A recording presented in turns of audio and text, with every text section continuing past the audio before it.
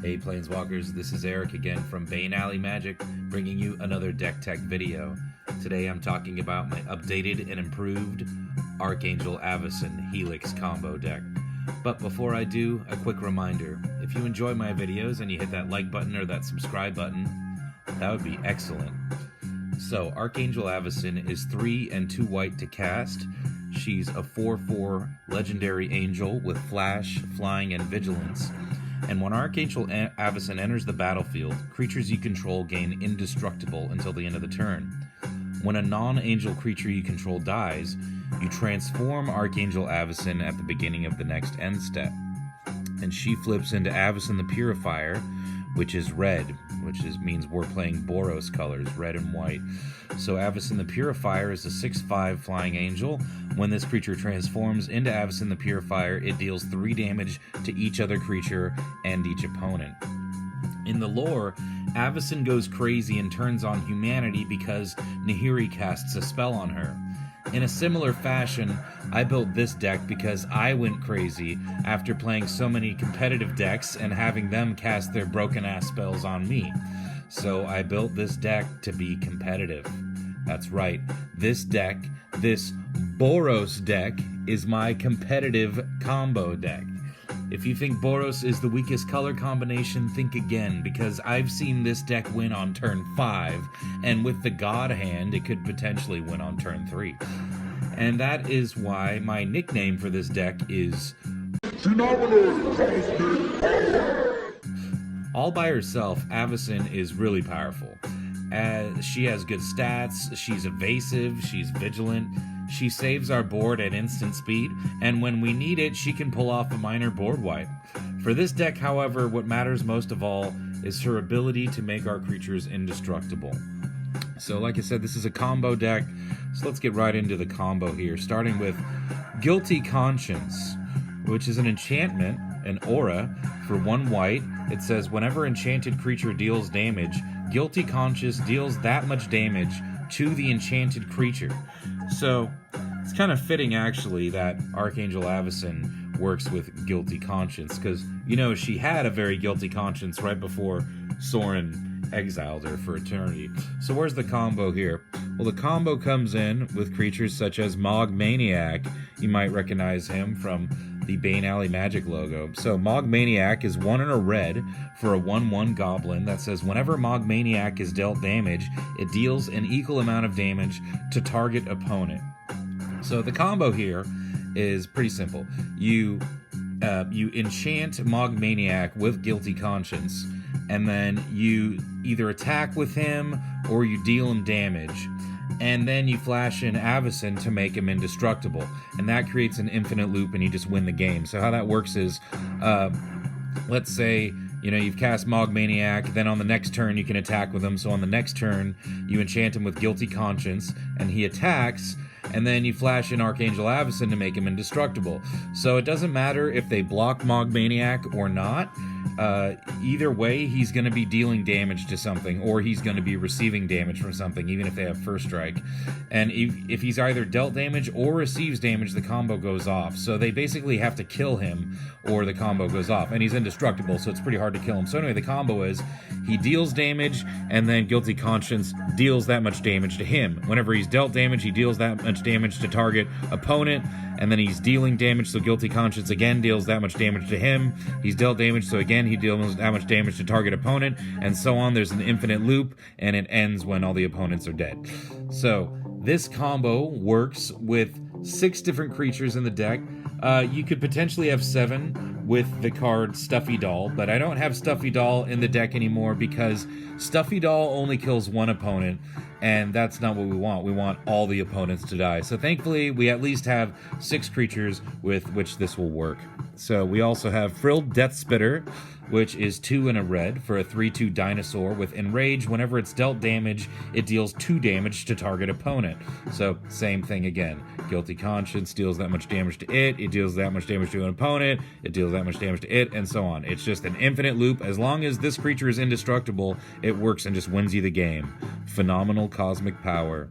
Next we have Boros Reckoner, 3 hybrid red-white mana for a 3/3 Minotaur Wizard. Whenever Boros Reckoner is dealt damage, it deals that much damage to target creature or player, and you can pay a red or a white to give Boros Reckoner first strike until the end of the turn. There's a couple other combos we can do with Boros Reckoner, so I'll set them aside for now. Next we have Spite Mare, 2 and 2 red for a 3/3 elemental. Whenever Spite Mare is dealt damage, it deals that much damage to target creature or player. Next we have True Fire Captain, 2 red and 2 white for a 4/3 human knight with Mentor. So whenever this creature attacks, you put a +1/+1 counter on target attacking creature with lesser power. And whenever True Fire Captain is dealt damage, it deals that much damage to target player. So again, sets off the combo. A nice new piece from the Ravnica set. Really appreciate that they're still printing these cards. Next we have Sun-Crowned Hunters, 4 and 2 red for a 5/4 dinosaur with Enrage. Whenever it's dealt damage, it deals 3 damage to target opponent. And that is it for the combo pieces there. So we got the 6 creatures there. Those are phenomenal bad boys. But unfortunately, there's only 6, so we got ways to tutor them up. We got ways to tutor up Guilty Conscience, of which there is only 1. And thankfully, we have another, combo in the deck or 2. So we have more than just one way to win. But this is our main goal of the deck, is just finding these pieces, activating them, and just winning right away. Unfortunately, our tutors make us reveal the cards and all kinds of things like that, so our opponents are going to be ready for it. So we got some ways to counter their counters and so on. So moving along, next we have our other creatures in the deck. Serra Ascendant is 1 white for a 1/1 human monk with lifelink. As long as you have 30 or more life, Serra Ascendant gets +5/+5 and has flying. Yeah, that's right. A 6/6 flying lifelink on turn 1 is pretty darn good in Commander. Yes, this card is super broken, but, hey, we're playing Boros, so whatever. We're allowed to play the most busted cards ever because we're playing Boros, what is already considered the weakest card combination ever. So, I don't know. I don't care if anyone says we're playing with busted cards. We're playing Boros. That's how we do it. Next, we have Priest of the Awakening Sun. 1 white for a 1/1 human cleric. At the beginning of your upkeep, you may reveal a dinosaur card from your hand. If you do, you gain 2 life, and you can pay 5 mana to sacrifice Priest of the Awakening Sun and search your library for a dinosaur card, reveal it, and put it into your hand, and then shuffle your library. So this is obviously for tutoring up our 2 dinosaur combo pieces, Sun-Crowned Hunters or Frilled Deathspitter. So a lot of mana, but hey, if we can tutor up one of those combo pieces, like I said, we only have 6 of them, so any tutors we can get are pretty helpful. Next we have Nearheath Pilgrim, 1 and a white for a creature with Soulbound. It's a 2/1, so you may have this creature pair with another creature whenever either enters the battlefield, with another unpaired creature when either enters the battlefield. They remain paired as long as you control both of them. And as long as Nearheath Pilgrim is paired with another creature, both creatures have lifelink. So this is our secondary combo of the deck. We do gain a ton of life with this deck. Is one of, not necessarily the combos, but in this case, it is a combo because it's infinite life with Volcano Hellion. So Volcano Hellion is a 6/5 Hellion for 2 and 2 red, and it says Volcano Hellion has Echo X, where X is your life total. So pretty much, unless you have infinite mana, there's no way this is going to last more than 1 turn. But what's more important is when Volcano Hellion comes into play, it deals an amount of damage of your choice to you and to target creature. The damage can't be prevented. So, as long as Volcano Hellion has lifelink, then that's an infinite amount of life that you're gaining of your choice. Yes, it's dealing that much damage to you, but again, you're gaining that much life, so the damage to you is pretty much negated, and you're gaining the amount of life that is being dealt to whatever target creature. So if you're having that much damage being dealt to either Spite Mare or Boros Reckoner, that's also an infinite amount of damage we're throwing at the opponent's face as well. So that's a pretty nice little win con there. But more importantly, this is here to just gain us infinite life. Have some way, again, Soulbound when either enters the battlefield. Pretty much you have Nearheath Pilgrim out first, then you cast Volcano Hellion, so you pair Volcano Hellion with Nearheath Pilgrim, giving it lifelink. You deal an infinite amount of damage to any creature, it doesn't matter what creature, and you're gaining an infinite amount of life. So that's a pretty sweet combo. Next, we have Knight of the White Orchid, which is 2 white for a 2/2 human knight with first strike. And when Knight of the White Orchid enters the battlefield, if an opponent controls more lands than you may search your library for a plains card and put it onto the battlefield, then shuffle your library. Again, note that that doesn't say basic plains, so you could get, Sacred Foundry, for example, and put that onto the battlefield, and it doesn't say it goes onto the battlefield tapped either. So Knight of the White Orchid is actually a really sweet ramp card for any Boros or mono white deck. By the way, I tried mono white decks. Man, unless you're playing SRAM, what kind of mono white deck can you have? I mean, I guess there's that Fox guy. He's pretty good. Anyway, back to my deck. Grand Abolisher, 2 white for a 2/2 human cleric. During your turn, your opponents can't cast spells or activate abilities of artifacts, creatures, or enchantments. So we have all of the white cards conceivable that do this because we want to make sure our Guilty Conscience combo goes off, right? So this makes it so all of our spells during our turn are uncounterable. And what's more important, and what makes this even more powerful than silence, is that it says they can't even activate abilities of artifacts, creatures, or enchantments. So I've had people end my combo by using what is that? Toshiro's Umezawa's Jite. That's it. They used Umezawa's Jite and removed the counters from it at instant speed, and were able to kill my Frilled Deathspitter before the combo could go off. And they did that even after I silenced them because they were able to just activate the ability. So I do have silence in the deck as well. But yeah, the cards like this are really important when you're trying to play any kind of white combo deck. Next we have Nomad Mythmaker, 2 and a white for a 2/2 cleric, and it says you can pay a white and tap it to put target enchant creature card from a graveyard into play, enchanting a creature you control. So, people are going to try to counter your Guilty Conscience. Sometimes you're going to have to discard your Guilty Conscience because people have shuffled your hand away, or it made you discard your hand. Sometimes you try to get the combo off and people activate Umezawa's Jite and send your creature to the graveyard. So anyway, we need ways to get Guilty Conscience back from the graveyard. There you go. Nomad Mythmaker works pretty good. Next we have Captain Lannery Storm, 2 and a red for a 2/2 human pirate with haste. Whenever Captain Lannery Storm attacks, you create a colorless treasure artifact token with tap and sacrifice this artifact to add 1 mana of any color to your mana pool. Whenever you sacrifice a treasure, Lannery Storm gets +1/+0 to the end of the turn. So this doesn't seem like a lot, but that's also why it's really good. Lannery Storm isn't a card your opponents are going to be terrified of, that they're going to be, holding up their removal to get rid of Lannery Storm. No. So she almost always gets me at least 2 or 3 treasures every time I play her. She also does actually work well with some other combos in the deck just because she has haste and our opponents won't see the combo coming. So once we get to that combo, I'll show you how that will work. But nice little bit of ramp here. Next we have Dualcaster Mage, 1 and 2 red for a 2/2 human wizard with flash. When Dualcaster Mage enters the battlefield, copy target, instant, or sorcery spell. You may choose new targets for the copy. This is mainly in the deck to counter a counter spell. If somebody's trying to counter our Guilty Conscience, then we are going to copy that counter spell to counter their counter spell. But also, we could use this for any number of reasons, to take extra turns, to do any number of things. It's actually really great to have copy target instant or sorcery spells. If you haven't tried them, try them out. They're so much fun. Next we have Academy Rector, 3 and a white for a 1/2 cleric. When Academy Rector is put into a graveyard from play, you may remove it from the game. If you do, search your library for an enchantment card and put it into play, then shuffle your library. So we can sacrifice Academy Rector with some things in the deck to get Guilty Conscience onto the battlefield. Of course, maybe we'll just, have our combo piece out and have Academy Rector die for some other reason, but, the main idea here is to sacrifice it to get Guilty Conscience onto the battlefield at instant speed. That being said, maybe I should put some more sacrifice outlets in the deck. But she does her job pretty well. An expensive card. Again, we're playing Boros, so that's what we need to make the deck work, honestly. Next, we have Forerunner of the Empire. 3 and a red for a 1/3 human soldier. When Forerunner of the Empire enters the battlefield, you may search your library for a dinosaur card and reveal it and put it then shuffle your library and put that card on top of it.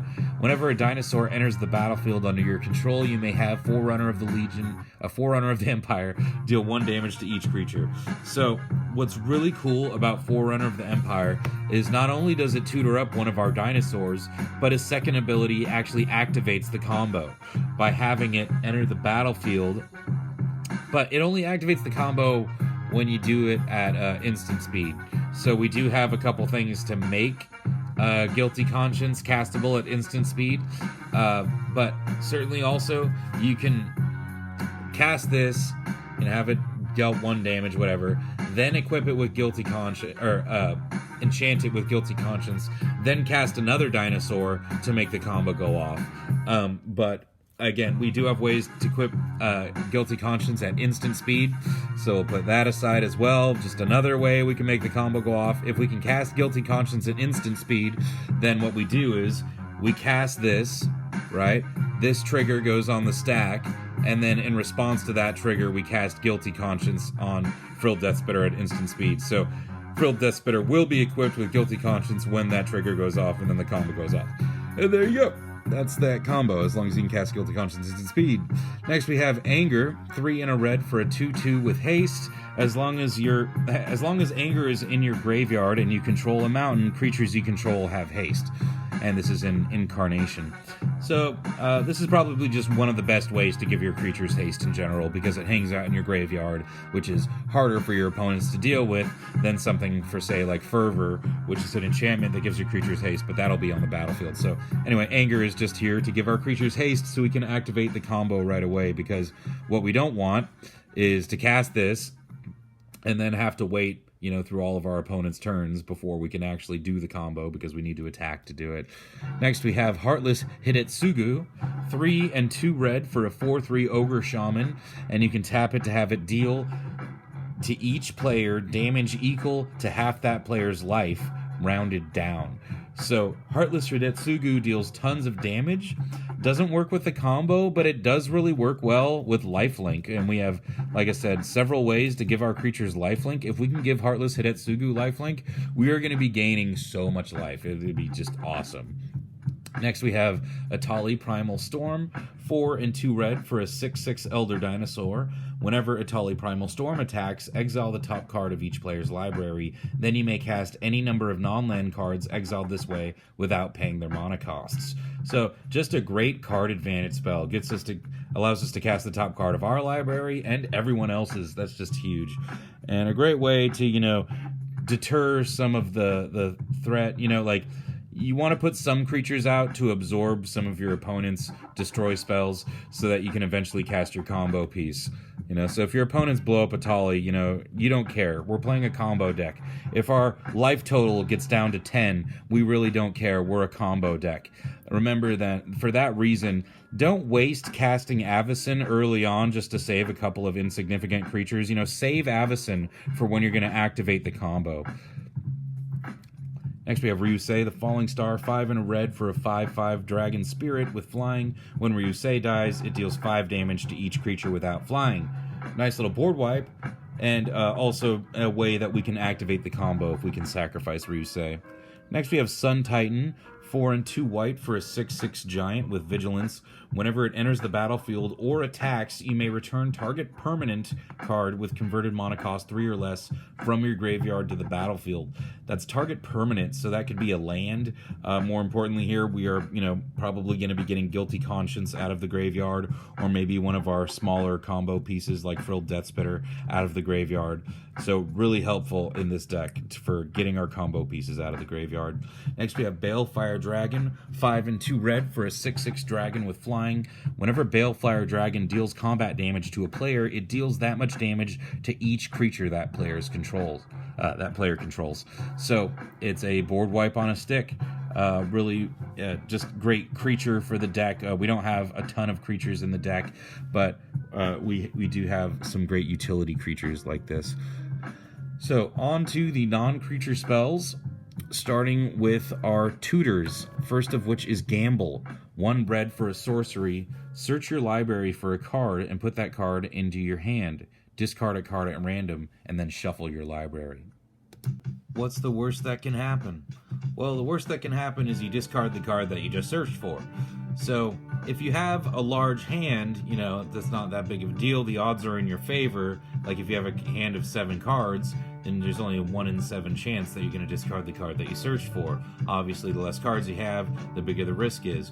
But there is a way to get around the risk of gamble, I found. And that way is to tutor for another tutor, such as Enlightened Tutor.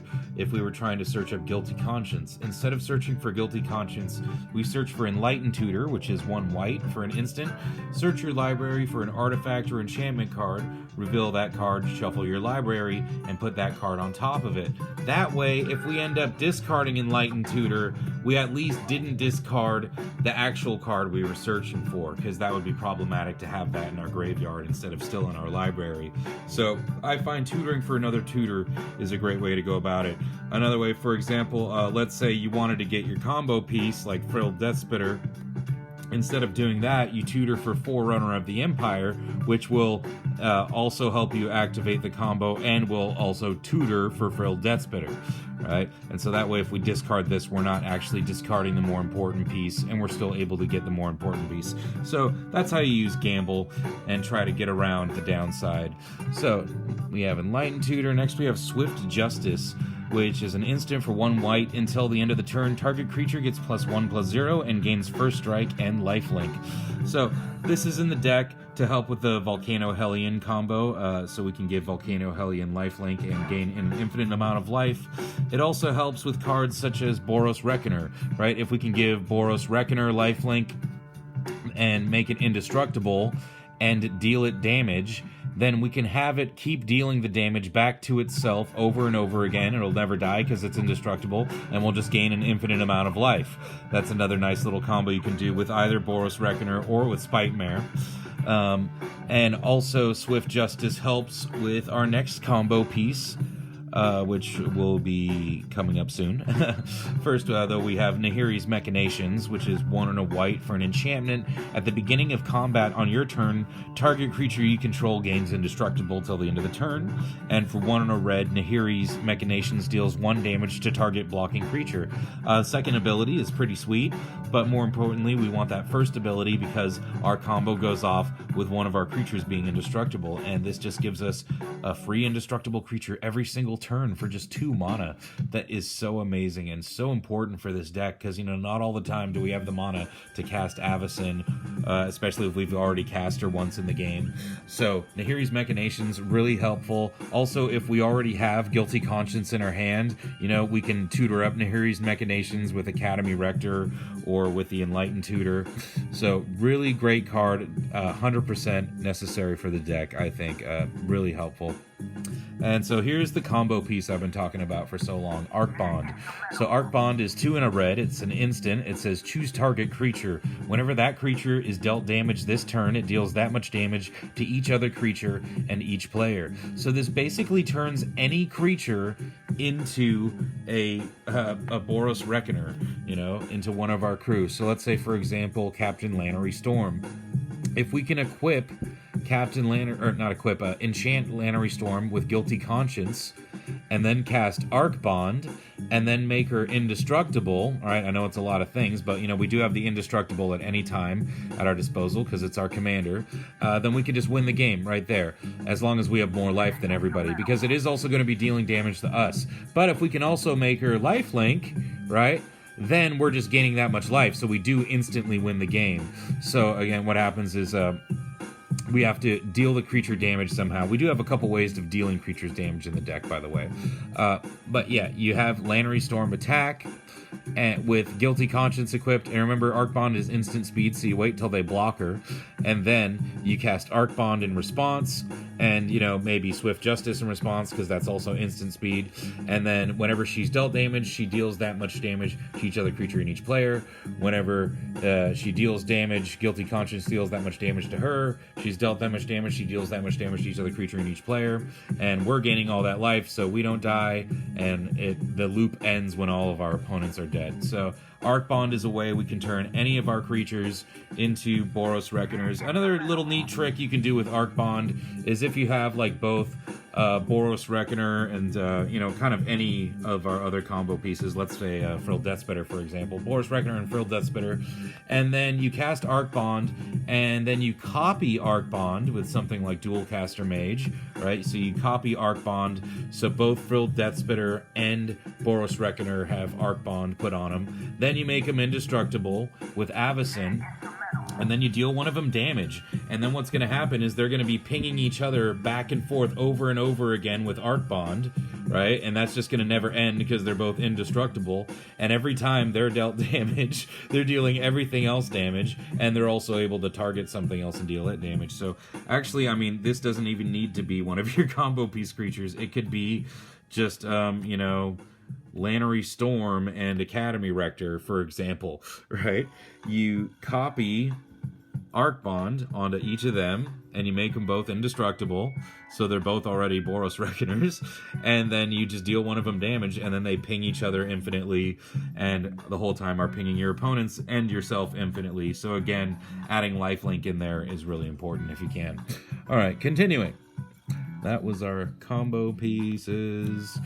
Next, we got more stuff that helps with the combos, such as Chance for Glory. 1, a red and a white. For an instant, creatures you control gain indestructible. You take an extra turn after this one. At the beginning of that turn's end step, you lose the game. So, of course, you're planning on playing this when you're about to win the game. You give your creatures indestructible. That indestructibility doesn't go away, so they're still indestructible during your next turn.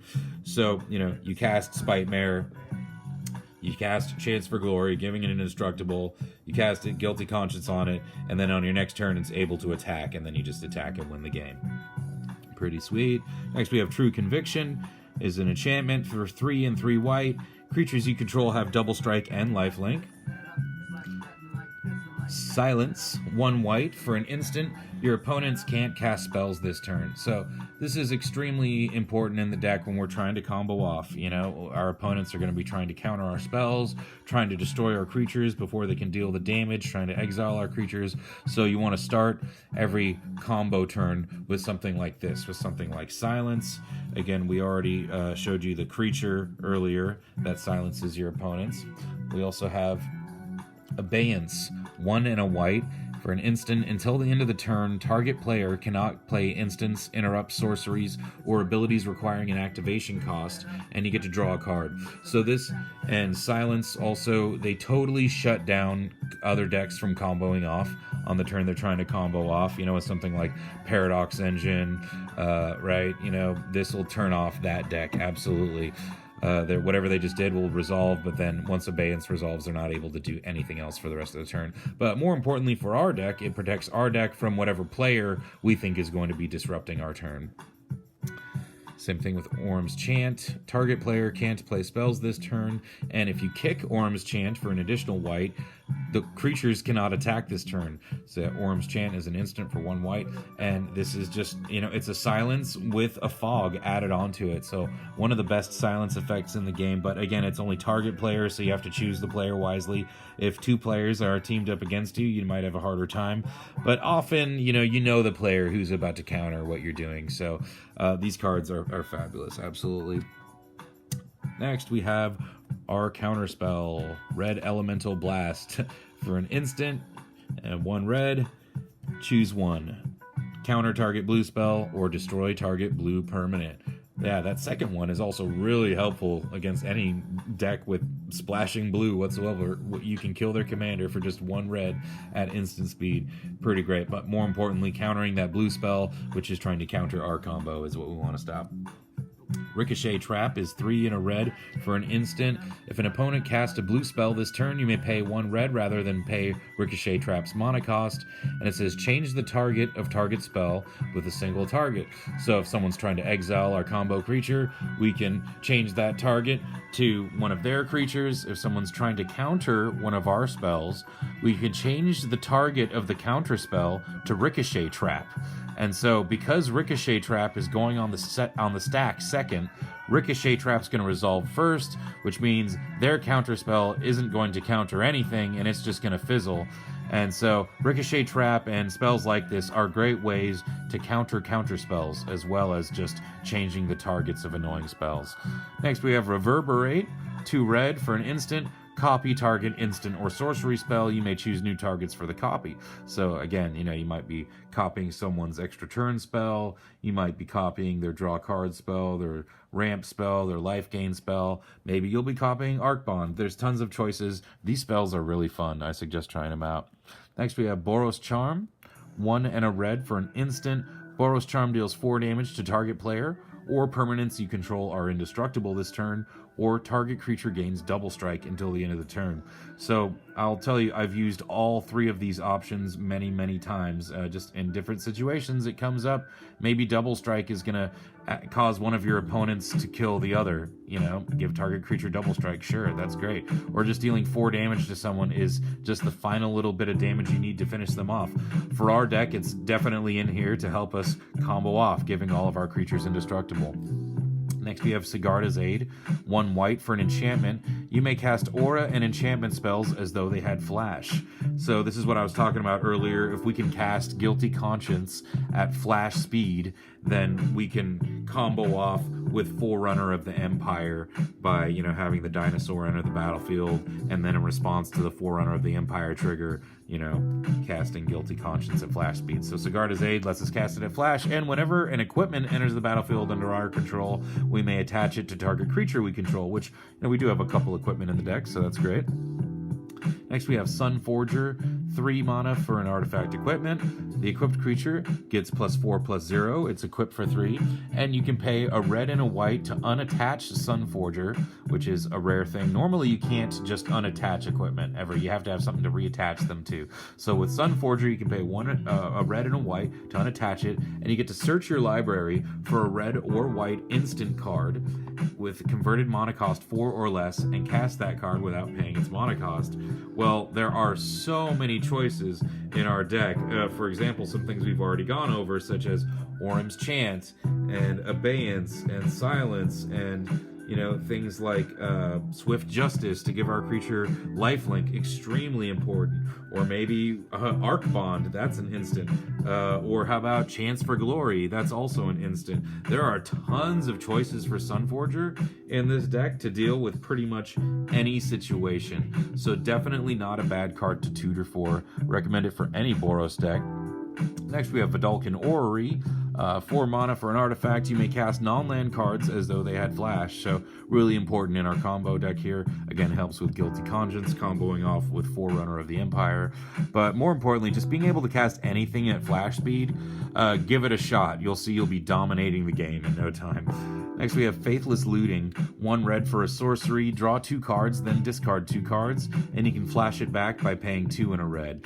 So one of the more powerful red card draw spells in the format, absolutely. Tormenting Voice, 1 and a red for a sorcery. As an additional cost to cast Tormenting Voice, discard a card, and you draw 2 cards. Pretty sweet. Incendiary Command, 3 and 2 red for a sorcery. Choose 2. Incendiary Command deals 4 damage to target player, or it deals 2 damage to each creature, or destroy target non-basic land, or each player discards all the cards in his or her hand and then draws that many cards. So Incendiary Command is mostly in here for the wheel effect to help us draw through our deck and find the combo pieces, but these other situations come up all the times. Maybe we'll want to destroy a land or just board wipe, deal 2 damage to each creature, certainly. Reforge the Soul is 3 and 2 red for a sorcery that says each player discards his or her hand and draws 7 cards, and it also has Miracle, so for 1 and a red, you can cast this card for its Miracle cost when you draw it, if it's the first card you drew this turn. Notice it says when you draw it, so you can't draw this card and then dirtle and be like, oh, it's my Miracle card. You have to kind of reveal it right after you draw it, hopefully before you put it into your hand. and prove to everyone that that's the first card you drew the turn, and that's why you can cast it for its miracle cost. If you have a nice friendly group, you know, they'll often let you get away with it. And you're like, oh, it was my miracle card, I promise. All right, next we have Staff of Nin. 6 mana for an artifact. At the beginning of your upkeep, draw an extra card. Certainly. Obviously, we're talking about draw card spells right now. And you can tap it. Staff of Nin deals 1 damage to target creature or player. Guess what? This activates the combo, which makes this essential for the deck. Not only is it drawing us cards, it helps with the combo piece. You know, almost all of our combos work by something getting dealt damage. So Staff of Nin certainly helps with that. Sensei's Divining Top is 1 mana for an artifact. You can pay 1 to look at the top 3 cards of your library and then put them back in any order, or you can tap it to draw a card and then put Sensei's Divining Top on top of its owner's library. Really important piece in any combo deck for finding our combo pieces and drawing them, because, you know, we can tap it to draw that card. Just really helping us filter our card draw. Actually, just such an amazing card. The only downside is sometimes you have to put, you know, you have to draw the card to get it with the Divining Top, and then the Divining Top's back on top of your library, and then for some reason you have to shuffle your library. So very often Sensei's Divining Top, it doesn't end up in the graveyard. It ends up getting shuffled back in the library all the time. But, you know, it's worth it to get the cards that you want. Definitely a really great card in Commander. Crystal Ball is 3 mana for an artifact with which you can pay 1 and tap it to scry 2. So that is super helpful. Being able to scry 2 and determine what our card draw is going to be, and not putting the cards in our graveyard like some graveyard decks might want. No, we want the other cards still in our deck, but we want to be scrying. Much more helpful in our deck than surveilling. Next we have Path to Exile. 1 white for an instant, exile target creature. Its controller may search his or her library for a basic land, put that card onto the battlefield tapped, and then shuffle his or her library. So one of the most powerful instant speed removal spells in the format absolutely is Path to Exile. Next we have Blessed Alliance, 1 and a white for an instant with Escalate 2, so you can pay an additional 2 for each mode chosen beyond the first. Choose 1 or more. Target player gains 4 life, or untap up to 2 target creatures, or target opponent sacrifices an attacking creature. More often than not, we're using this third ability when our opponent is attacking us with some humongous creature or some kind of Voltron creature or something like that. You know, it happens all the time. They're attacking us with one huge creature, make them sacrifice that attacking creature. I've also used this to save other players and form alliances. So nice and spicy there, forming alliances with Blessed Alliance. Next we have Return to Dust, another instant speed spell that we can get out with Sunforger. Return to Dust is 2 and 2 white for an instant. Exile target artifact or enchantment. If you cast this spell during your main phase, you may exile up to 1 other target artifact or enchantment. Yeah, that's huge. Next we have Burn Away, 4 and a red for an instant. Burn Away deals 6 damage to target creature. When that creature dies this turn, exile all cards from its controller's graveyard. So this is really helpful when you're going against something like the Locust God or the Scarab God, because those creatures aren't going to go back to their owner's hands until the end of the turn, so it exiles their whole graveyard before those creatures go back to their owner's hands. Also just a great way to pretty much kill almost any creature out there and exile its owner's graveyard. Absolutely. Next we got Austere Command, 4 and 2 white for a sorcery. Choose 2. Destroy all artifacts, destroy all enchantments, destroy all creatures with CMC 3 or less, or finally destroy all creatures with CMC 4 or greater. Obviously, this is a really versatile card, helpful in many different situations. Blasphemous Act is 8 and a red for a sorcery. It costs 1 less to cast for each creature on the battlefield, and it deals 13 damage to each creature. If you know anything about the Boros Reckoner decks in other formats, you know that these go together like peas and carrots. Yeah, Blasphemous Act deals 13 damage to Boros Reckoner. Boros Reckoner deals 13 damage to your opponent, and, you know, you're board wiping at the same time. Sweet deal, often for only 1 red mana. Next, we got our ramp, starting with Soul Ring. Then we have Land Tax, 1 white mana for an enchantment. It says during your upkeep, if an opponent controls more land than you, you may search your library and Yeah, and remove up to 3 basic land cards and put them into your hand. Reshuffle your library afterwards. Yeah, this is obviously the older printing of land tax. It's worded kind of weird. But yeah, getting to search your library for up to 3 basic lands every turn and put them into your hand is really great, even when you don't need the land, because you want to be filtering through your deck. You want to be kind of guaranteeing that your next draw isn't a basic land. You know, so often I'll be doing this anyway, even when I have enough land. As long as an opponent controls more lands than us, no reason not to search our library for 3 basic lands and put them into our hand. Boros Signet, 2 mana for an artifact. It has pay 1 and tap it to add a red and a white to your mana pool. So new players might get confused sometimes. They just think this taps to add 2, but remember, you got to pay 1 in order to tap it. So it's more of a mana fixer, but really great. All of the signets are fabulous in Commander, just like the lockets. Boros Locket is 3 mana for an artifact that taps to add a white or a red. And for 4 hybrid red-white, you can sacrifice it to draw 2 cards. Not a bad deal at all.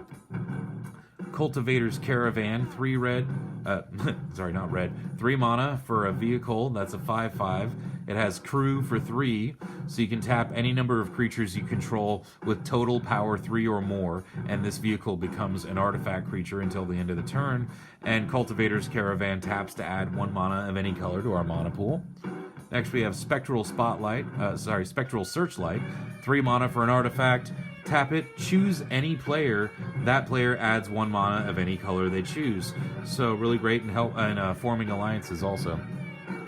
Smothering Tithe is 3 and a white for an enchantment. Whenever an opponent draws a card, that player may pay 2 mana. If that player doesn't, you create a treasure token. Yeah, that's huge. Definitely one of the best white ramp spells in the format now. Really great new card from the Ravnica set.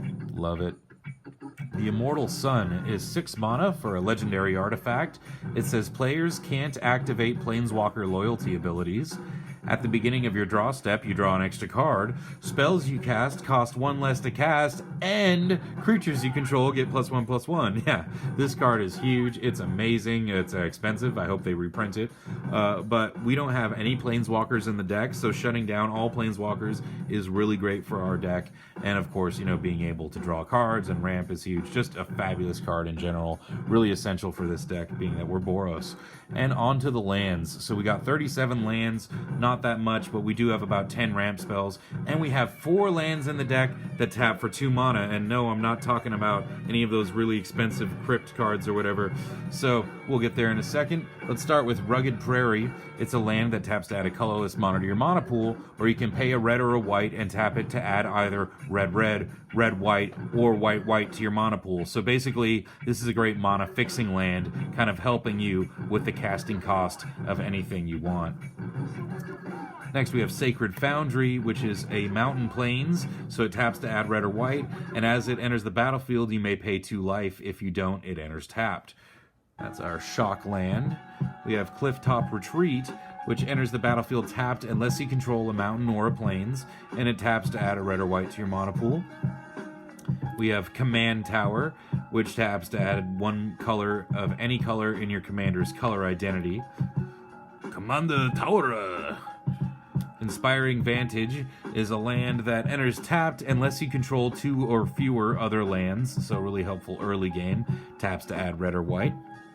We have Battlefield Forge, which taps to add a colorless, or you can tap it for red or a white. If you do, it deals 1 damage to you. Great mana fixing there. And on to our lands that tap to add 2 mana to our mana pool.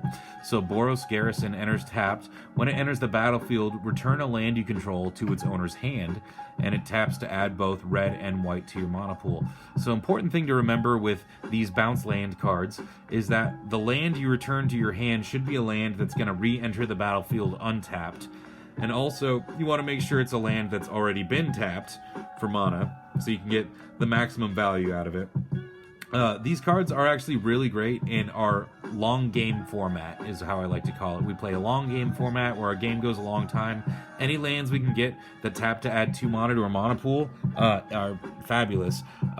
people thought these lands were really bad for a long time, but I mean, as long as they're not, you know, like the only land in your opening hand, they're actually really good. Just remember that when you return the land to your hand, sometimes you're going to have more than 7 cards in your hand, so you preferably want to have cast at least 1 or 2 spells before you play these bounce lands, and then you're not going to have to discard. Next we have Karoo. Karoo enters the battlefield tapped. When it enters the battlefield, you sacrifice it unless you return an untapped planes you control to its owner's hand, and Karoo taps to add both a colorless and a white mana to your mana pool. So lots of people look in this and they say, wow, that looks terrible. All right, but roll with me for a second here, all right? If we compare Karoo to cards like Explore, or maybe even better, cards like Farseek, all right?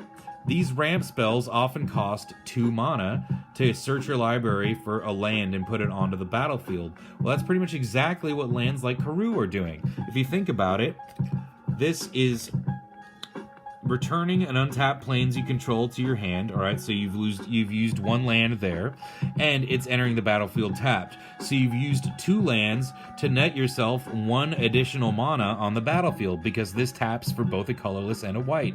So it's just like Farseek, but it's even better because you're not casting a spell like you are with Farseek. Instead, you're just having 2 lands be tapped, you know, and you're netting an extra land on the battlefield. So, or an extra mana on the battlefield. So this is really ramp on lands, absolutely, and really great in our long game format. So I think Karoo is actually a good card, not to be underestimated. Same with Dormant Volcano.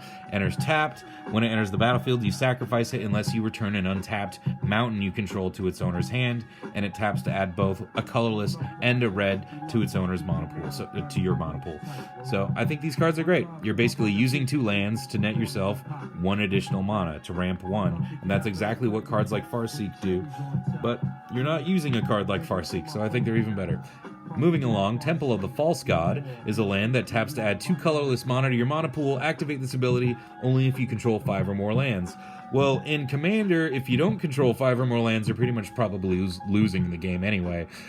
So you need to build your deck around getting 5 or more lands on the battlefield as soon as possible. So I think Temple of the False God is a great card because it almost always works. I've actually never seen it not work.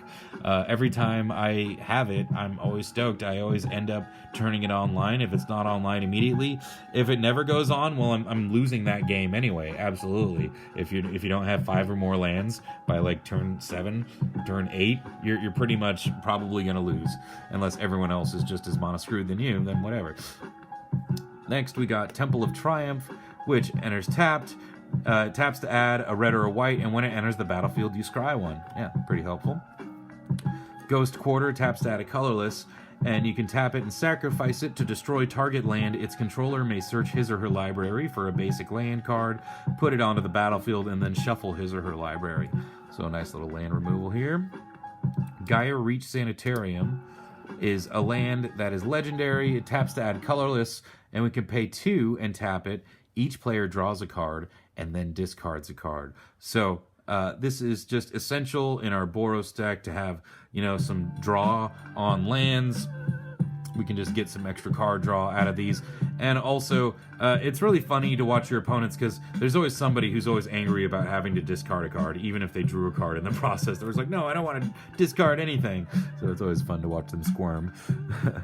Next is Warped Landscape, which taps to add a colorless mana to your mana pool, or you can pay 2 and tap it and sacrifice it to search your library for a basic land card and put it on the battlefield tapped, then shuffle your library. So if you need it to, this can fix your mana. If you don't need it to, it's a land that enters untapped, so it's much better than Evolving Wilds, I think, in that respect. If you're not playing too many colors, that is. Next we have Smoldering Crater, which enters tapped. It taps for a red, and you can cycle it away for 2 mana. So you can pay 2 mana and discard this card from your hand to draw a card. Play this ability as an instant. So cycling lands are essential for pretty much any commander deck because very often you get mana flooded. You have too many lands. So in those situations, it's really useful to have those cycling lands to just cycle them away to draw a different card. That's why we also have Secluded Steppe, which enters tapped, taps to add a white, and you can cycle it away for 1 white. Next, we have Flamekin Village, and as Flamekin Village enters the battlefield, you may reveal an elemental card from your hand. If you don't, Flamekin Village enters the battlefield tapped, and it taps to add a red to our mana pool, or we can pay a red and tap it, and target creature gains haste until the end of the turn. So that haste ability is extremely important in our deck, again, because in order to get the combo off, we often have to attack with the creature. Also, we do have an elemental in the deck, which is Spite Mare.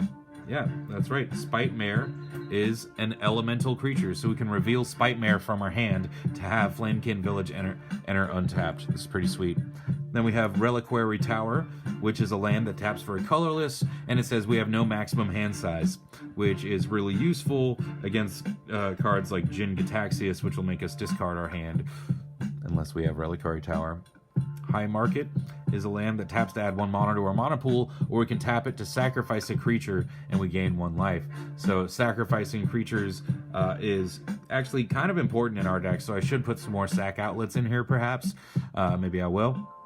But yeah, for now, High Market is our pretty useful sack outlet. Next, we have Mikokoro, Center of the Sea, legendary land that taps to add a colorless mana to our mana pool, or we can pay 2 and tap it, and each player draws a card. So again, really helpful for Boros. We want to be drawing those cards, finding our combo pieces. And that brings us into the basics. So I can't even remember. I think we have 9 mountains. 1, 2, 3, 4, 5, 6, 7, 8 mountains. And that means 9 plains. 1, 2, 3, 4, 5, 6, 7, 8, 9 plains. So 8 mountains, 9 plains, and that is the deck. 37 lands. That is Archangel Avacyn. So if you enjoyed this video and you'd like to see more, please hit that like button or maybe that subscribe button. This is Eric from Bane Alley Magic signing off. Until next time, take care, take it easy.